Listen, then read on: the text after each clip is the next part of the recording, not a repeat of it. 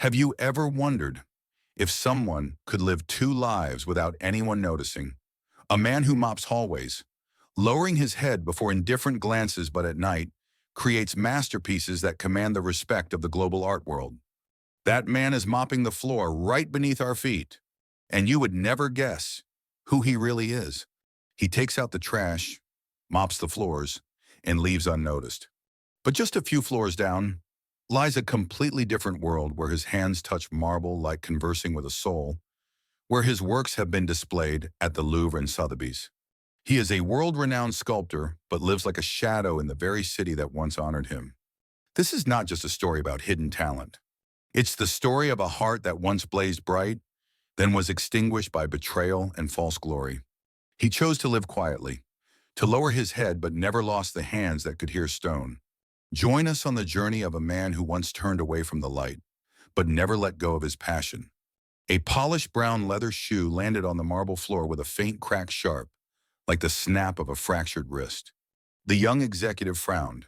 He bent down, lifted his sole, and saw a small piece of ivory-colored stone, broken in two, lying alone under the cold white lights of the lobby. "What is this?" he snapped, turning toward the janitor sweeping nearby. John looked up. His eyes swept past the fragment, then paused.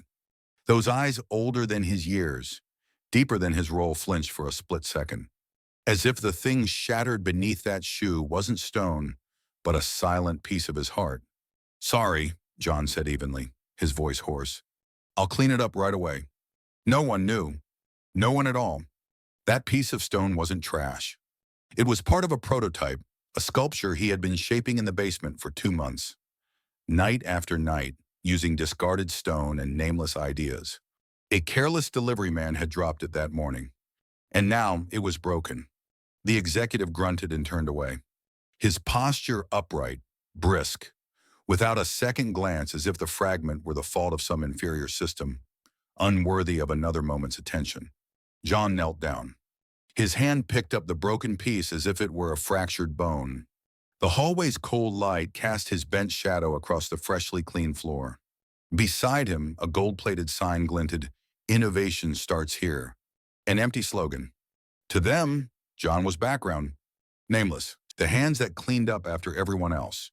No one knew those fingers once touched the marble of Florence. Once held a chisel under the Tuscan sun. Once carved the face of the Queen of Qatar for a secret art auction. No one knew because no one ever asked. They just looked, and walked past. In basement level 3, labeled storage and maintenance, there was an old, unnamed room. The door locked with a rusty turnkey. No one entered except John. Inside was another world. No trash. No floor cleaner. No shouting. Only warm yellow light. An old wooden table. A cassette player quietly playing Italian classical music. And unfinished statues, each seeming to breathe with closed eyes. John returned there every evening after his shift. He didn't call it a studio, just a place where my hands remember how to touch life. Who he once was, no one speaks of it anymore. In Florence, they once called him Il Fantasma, the marble ghost. No portraits. No public appearances. Only a signature left in the curves of stone. Then he vanished from the art world. A scandal. A false accusation. A broken promise from someone he once called a friend.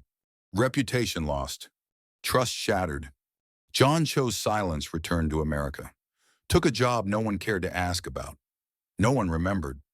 And somehow, that was freedom. No expectations. No competitions. No light blinding his face.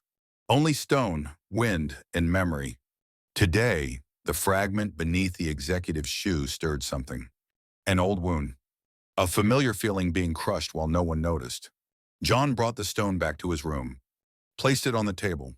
Didn't fix it. Didn't glue it. He looked at it. Then closed his eyes. One day, someone might ask, why did he work as a janitor? And perhaps no one will be sharp enough to ask, why did a man like that have to hide? John walked lightly through the hallway, as if the protective shoes he wore didn't touch the ground. His hand held the broom handle steadily, like tapping out time. No one called his name. They just gave a brief nod if they happened to notice him. At 6 in the morning, John was always the first to arrive. At 8 in the evening, the last to leave. The building had 8 floors and hundreds of people, but only John knew the name of every flickering light, every stuck lock, every door hinge about to give out. He had a slightly hunched posture, as if he'd bowed too many times to life. His salt and pepper hair was neatly combed, not a strand out of place. His light brown eyes behind round glasses always seemed to be searching for something not on the floor, but far beyond. John didn't speak much, but when he did, his voice was low and steady, with a tone that felt like he had once been a teacher, or someone used to speaking in front of a crowd, then walked away. Every morning, John wiped the lobby bulletin board clean. No one asked him to, "What does Enduro want him?" He just hated seeing dust settle on something people didn't even read. He always carried an old leather notebook. No one had seen what was inside. Just once, a young intern glanced over when he accidentally left a page, opened a pencil sketch, a closed pair of eyes, a soft forehead curve, and an unfinished chin. Incomplete, but as alive as someone breathing. She almost asked, but John simply closed the notebook and nodded. Not embarrassed, not hiding, just as if to say, not yet.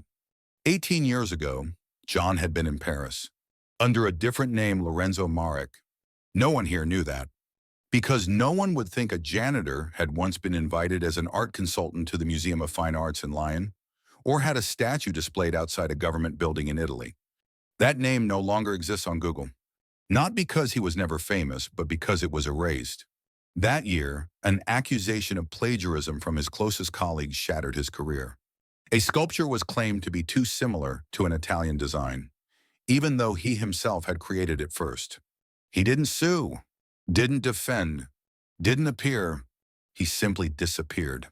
After the incident, John returned to the U.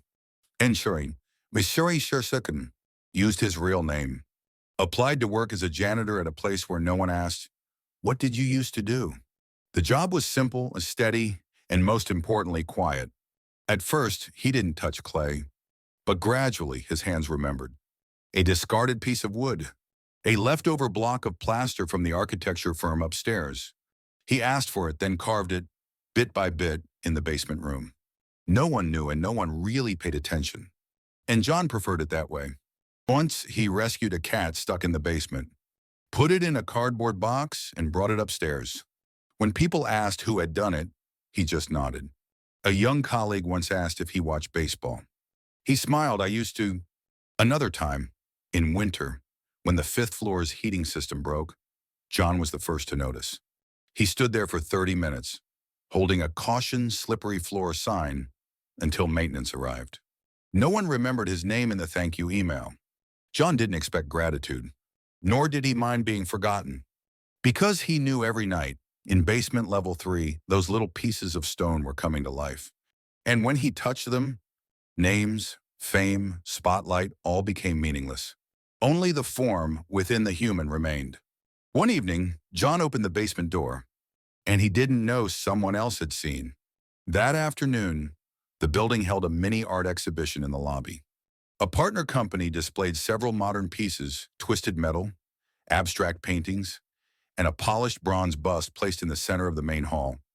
People gathered in small groups, champagne glasses in hand. The lighting was adjusted to a soft yellow glow, and guest name tags were printed on heavy art paper. The air smelled faintly of citrus and cologne. Somewhere, a string quartet played softly through hidden speakers. John walked by quietly. He didn't stop. He only meant to wipe the edge of the statue's base, which had picked up shoe marks from earlier guests. Just then, a voice called out, half playful, half dismissive. "Oh, the janitor's into art too." A young marketing employee, wearing a blazer too bright for the occasion, turned toward John, wine glass in hand, smirking. It wasn't said with spite, but it landed with the weight of assumption, the kind of casual remark that slips under the skin. The kind people laugh off on the surface, but feel for days. A few nearby guests chuckled. One person glanced at John a look, part amused, part awkward, like spotting a cat that had wandered into a boardroom. John didn't react. He didn't smile or frown. He just nodded, wiped the last mark, and stepped away. But in that moment, his eyes narrowed, just slightly. A breath caught. A pulse slowed. No one noticed. But if they had, they would have seen his grip tighten around the mop handle, not in anger, but restraint. Later that afternoon, a VIP guest arrived, an older woman in a fur coat and bright red heels. Her phone was pressed to her ear, her voice sharp and impatient. She didn't notice her coffee sloshing out of the cup and pooling on the marble floor. John moved in quickly. No fuss. No words. Just a cloth in hand, cleaning up before someone slipped. The woman glanced down not at his face, but at his movements. Then, turning slightly from the phone, she murmured under her breath, "Fancy place? Staff looks like street rats." John heard it, every word, but he didn't flinch. This time, he stood up fully.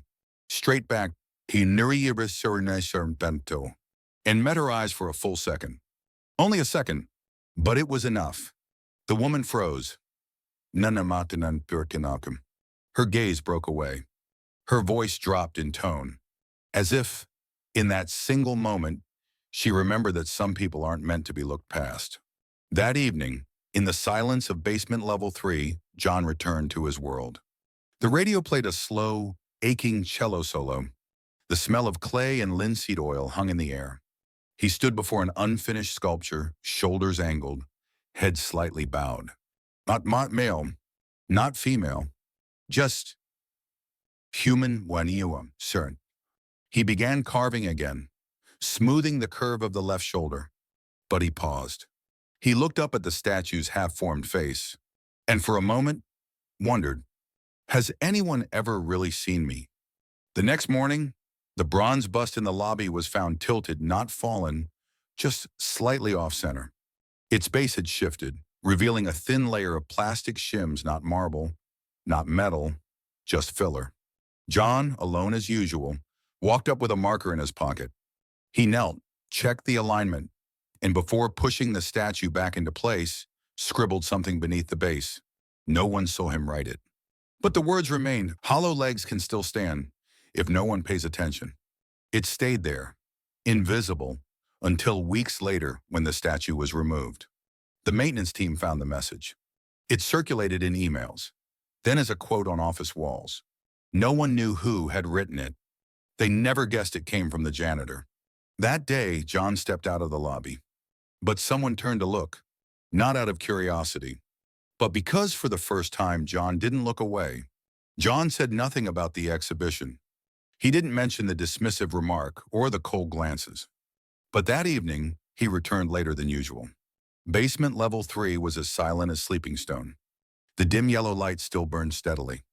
He unlocked the door, took off his glove, and placed an old fabric bag on the table. Inside were a scratched piece of wood and leftover plaster fragments from the architecture office on the 6th floor. John examined the materials quietly like a doctor studying a wound he hadn't touched yet. No one knew that it was this janitor job that gave him what the art world no longer could: freedom. Each day, he quietly collected the things others threw away: bent wood, wax scraps, twisted wire. To him, they were the flesh of forgotten form. As Lorenzo Marek, he once sculpted using Carrara marble, rare African woods, metals funded by museums. Now he worked with what had been discarded, but his hands never trembled. One time he found an old plastic container near the elevator. Inside was a bundle of tangled copper wire. He brought it down to the basement and spent the night unraveling each strand, weaving them into the skeleton of a statue thin as a shadow. He named the piece "The One Who Looks Through a Figure with No Eyes, No Mouth, Only a Long Arched Nose, as if it existed only to watch and be watched." No one saw it, but it stood there, in the cold room, beneath the dim light. The next day, co-workers invited each other to lunch. No one asked John, not out of dislike, but because they weren't used to thinking of him. He still swept the lobby, mopped the stairwell. By the time they returned, he had vanished like he was never there. A new hire once asked, "Why doesn't that guy ever talk to anyone?" An older employee replied, "He's nice, just odd," finishes his shift and disappears. John's silence wasn't shyness. It was a choice. Once, he'd stood on stages, under spotlights, under the weight of applause and expectation, and it had nearly destroyed him. Now, silence was a refuge, a space where his hands could listen to stone again, instead of applause. Each night, he wrote a few lines in his old leather notebook. Not a diary, more like whispers to himself. No one remembers the janitor, but everyone lives in the cleanliness he leaves behind. We don't need others to see us, only to not forget what we once saw. A shadow can still hold the light as long as it doesn't try to own it. That night, he got home late. It was lightly raining. Beneath his raincoat, he carried a block of raw clay. His room was small, with only a single light bulb and a few shelves. John placed the clay on the table, looked at it for a long while, then began. No model, no sketch, no rush. He simply let his hands move into the shape slowly, as if remembering the face of someone no longer alive. In the ground floor hallway, someone had just submitted a resignation letter. A position would soon be vacant, and no one noticed. The new applicant had just walked by carrying a very familiar gaze. It was a quiet Thursday afternoon. While everyone was busy in meetings and ordering snacks through delivery apps, a young intern was heading down to the basement with a folder in hand, trying to find the old archive room. She took a wrong turn and soon found herself lost. The hallway was dim. Door 3A, no label, no sign, stood slightly ajar. Thinking she might ask someone for directions, she gently pushed the door open. No voices came from inside, only the faint sound of Italian classical music and the scent of damp earth mixed with scorched wood. She paused for a moment, as if stepping into a world where strangers weren't meant to enter. What lay before her was unlike any other room in the building. On the old wooden table were a series of half-finished sculptures, a half-formed face glowing under soft light, a sculpted hand gently curled, and a pensive, seated figure leaning toward the only small window in the room. She didn't quite know what she was looking at, but something in her chest stirred her heart beating faster. There was something unmistakably alive. Then came the sound of footsteps behind her. John entered, carrying a small block of stone. His eyes met hers. There was no shock, no anger, just a quiet moment, as if both understood that this space deserved to be kept still. I'm sorry, she stammered. I thought this was the archive room. John gave a small nod. He didn't scold, didn't ask her to leave. He placed the stone gently on the table, stepped back, and softly asked, "Do you study sculpture?" "Mr. Waterbury. The girl nodded. Her eyes hadn't left the unfinished statue. John pointed to a small wooden chair in the corner. "If you want to sit for a while, feel free. Just don't ask anything today." She nodded again and sat. She didn't reach for her phone. She didn't say a word.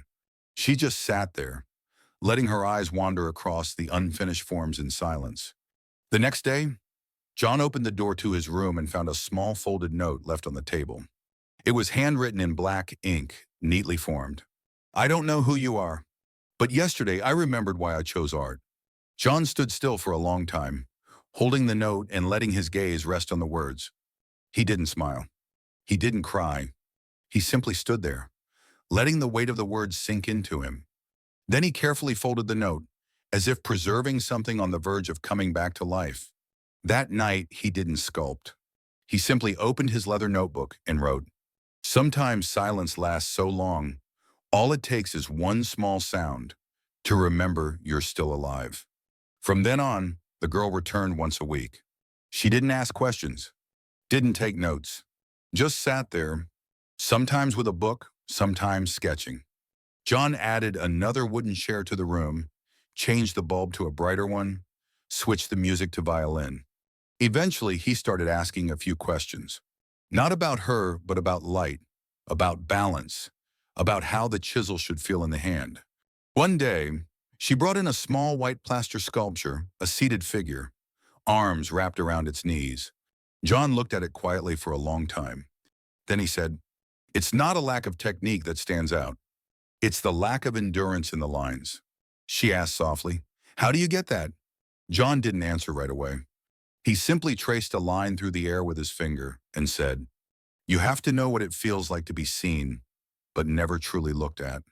That night, for the first time in 18 years, John opened the folder labeled Lorenzo Unsent. Inside photos of old works, canceled exhibition notes, unsent letters to editors. He didn't read them. He looked at one picture, a sculpture of a man standing tall, head held high, hands behind his back. Etched into the base were the words, "Not everyone who falls has lost." The next morning, on the building's main bulletin board, someone had pinned a black and white printout, a close-up of a stone face, eyes closed, forehead soft, chin incomplete. Below it, a small caption, "Artist unknown." No one knew who posted it, but John was the only one who wasn't surprised. That morning, just as John stepped through the large glass doors of the building, a voice rang out behind him, sharp, clipped, and full of quiet authority. "Hey, you who gave you permission to put this on the board?" It was the head of marketing, a woman with high heels that echoed on tile and a latte in hand, pointing accusingly at a piece of paper pinned to the bulletin board. The paper was still there, fastened lightly, as though placed by someone not trying to make a statement, but to share something quietly. It was a black and white photograph, the face of a sculpture, eyes closed, lips parted ever so slightly, a stillness so intense it demanded attention. John stood a few steps away. He didn't speak, didn't defend. His eyes remained fixed on the image. The CEO doesn't want clutter on this board. Only posts related to clients or products. With a sharp flick of her wrist, she tore down the paper, crumpled it, and dropped it into the trash can beside her. John didn't move. He stood still like one of his own statues, breath held, unmoving in the chill of a sterile morning.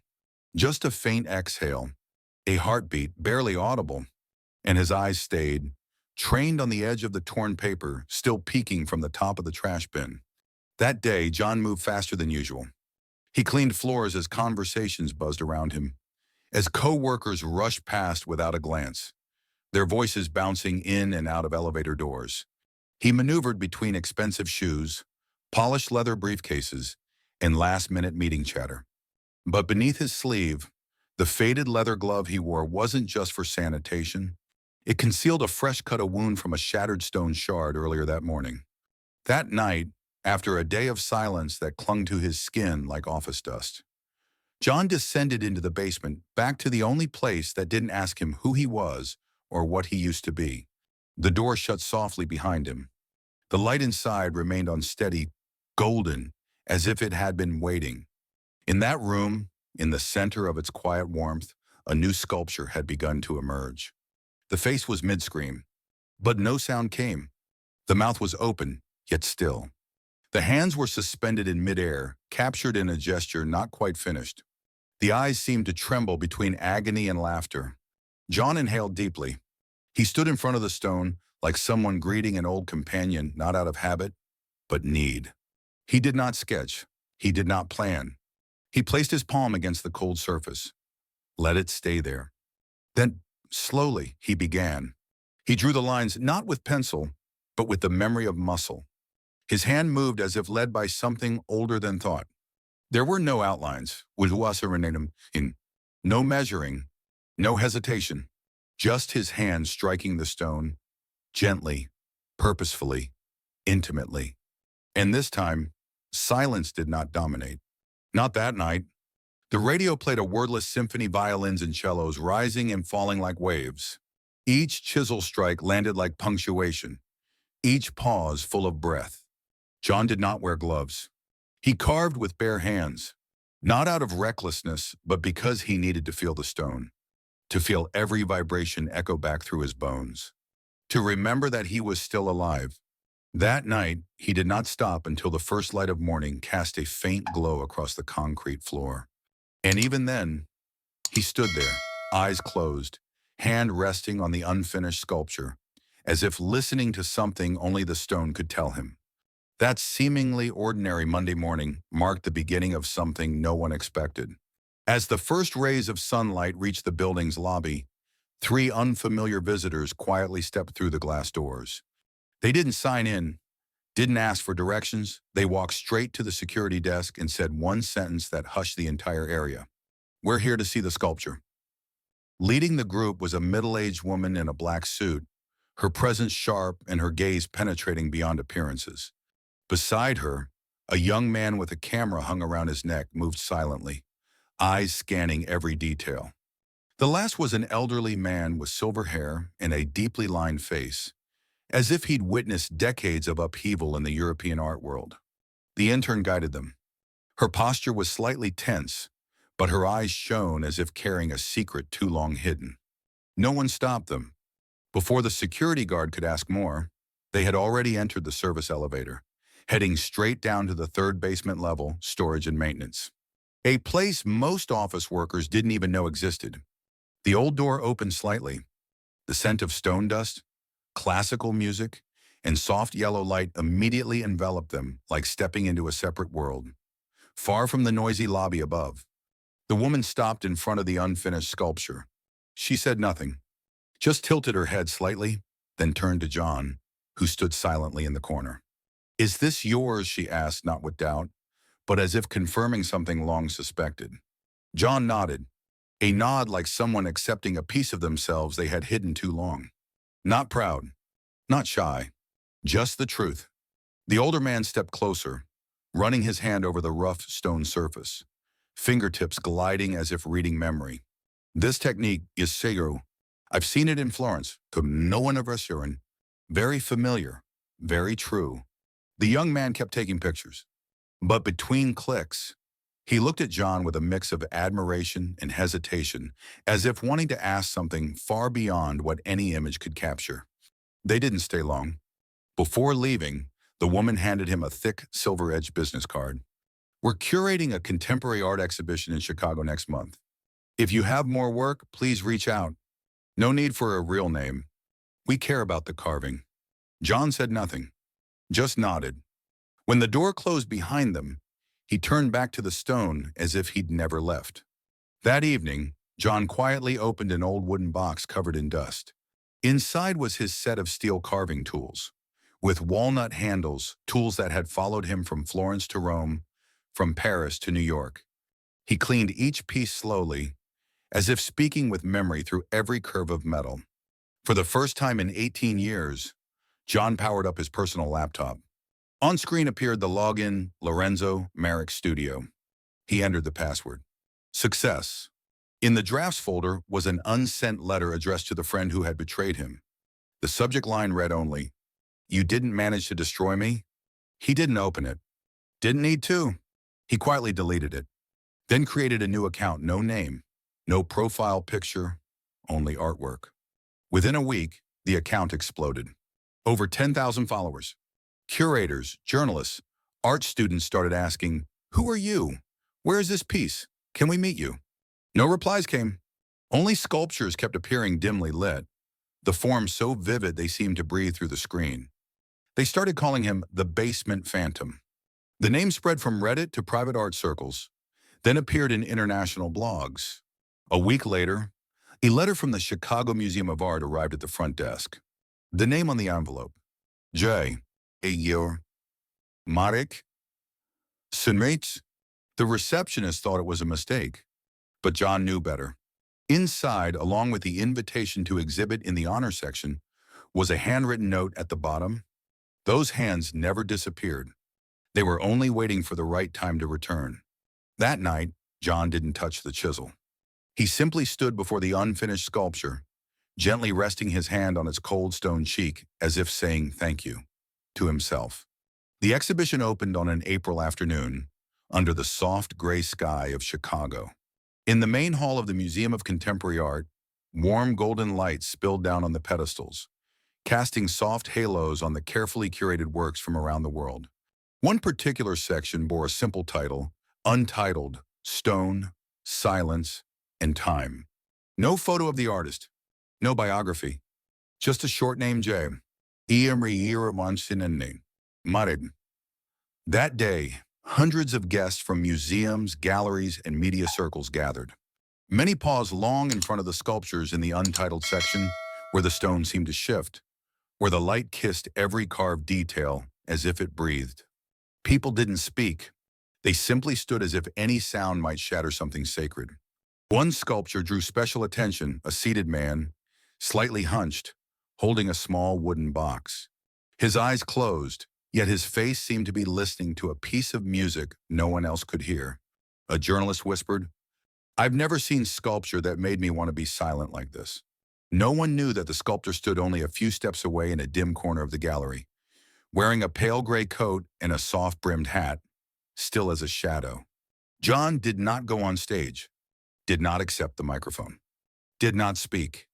But when the museum director introduced Untitled as one of the greatest artistic discoveries of the year, the work of an anonymous figure once considered a forgotten symbol of Florence, John bowed his head slightly. In another corner, a middle-aged man stared quietly at the sculpture. He was the same sculptor who once accused John of theft. His eyes widened as he recognized the technique, the form, the feeling, something he once tried to mimic but could never create. Their eyes met for a moment. No words. But John needed no words. He simply stood, hands in his pockets, eyes following the quiet awe on the faces of strangers moved by his work. No one knew who he was, and for the first time in 18 years, he didn't need them to. When the exhibition ended, a young woman ran to the gallery coordinator. "Excuse me, is Mr. Marek still here? I just wanted to say thank you. His work made me want to sculpt again. I gave it up, but today, I feel like I found myself." The coordinator smiled and glanced around. John had already left. No one saw which door he used. No photo had been taken. Only one small detail remained: a handwritten note, left beside the sculpture of the man with the wooden box.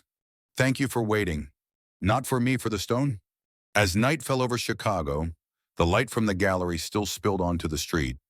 A group of young students stood at the window, staring in as if they had just seen something they couldn't name. A soft voice asked, "Who was he?" No one answered. And perhaps that was the most beautiful part. On social media, buried among thousands of comments beneath a post about the basement phantom, one stood out. "How can someone invisible leave such a clear mark?" And below, a single reply: "Because he never needed to be seen, only to be heard." A week after the exhibition, the building where John once worked operated as usual. Automatic glass doors opened and closed. Office workers hurried past the gleaming sign bearing the slogan, "Innovation starts here." No one knew that a piece of world art history had walked past them every day for the last 18 years. The storage room on basement level 3 remained locked.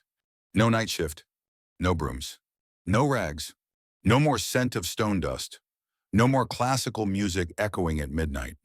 On the old wooden table sat an unfinished bust, eyes closed, cheek unshaped, as if waiting for familiar hands to return. But John didn't return. He vanished the same way he had once appeared. Some said he moved to Europe. Others said he retired. A few newspapers tried to uncover his real identity, but nothing was certain. Only one thing was widely agreed upon: those sculptures could not have come from an ordinary man. The aftershocks were quiet. Sculpture classes in art schools began using Untitled, stone, silence, and time as an example of haunting minimalism. Essays emerged, analyzing each stroke, each shadowed curve. People started to look differently at janitors, parking attendants, servers, and began asking different questions. Who is he? What did she used to do? The superficial gaze faded, and in a small studio on the outskirts of Paris, a final-year student sculpted in the glow of sunset. On her shelf, taped at the center, was a black and white print of the sculpture of a man holding a wooden box. Beneath it, she had handwritten, "No need to be known. Just be honest with the stone." John's story didn't end with glory. There were no ovations, no medals.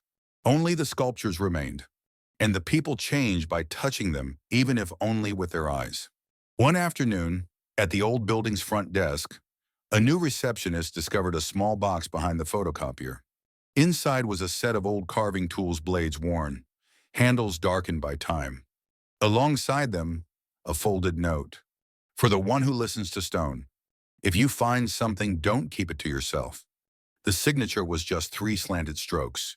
No name, no words, no farewell. Only resonance in a world quieting itself to listen. Have you ever wondered if a genius might be working right beside you, quietly, invisibly? Have we ever overlooked a soul ablaze simply because we didn't look deep enough? Have you ever felt the need to hide your passion just because the world wasn't ready to see it? If this story gave you a moment of stillness, leave a comment. Share it with someone quietly chasing their own dream. And if you'd like to hear more stories like this of silent souls with immense power, don't forget to subscribe to Unveiled Wealth. We'll see you in the next journey, where silence holds a whole universe waiting to be named.